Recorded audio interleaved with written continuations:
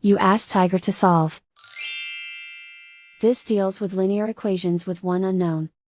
The final result is a equals -5/12. Let's solve it step by step.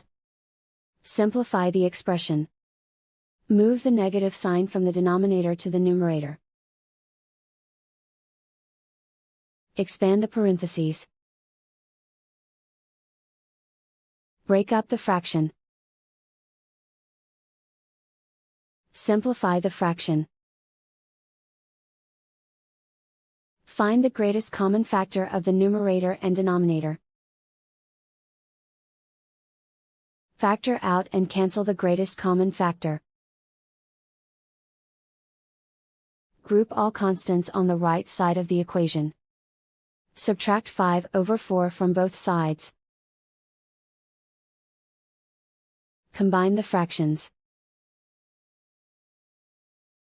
Combine the numerators. Reduce the zero numerator.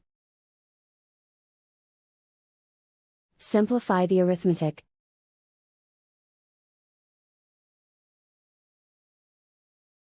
Isolate the a. Divide both sides by 3. Simplify the fraction. Simplify the arithmetic.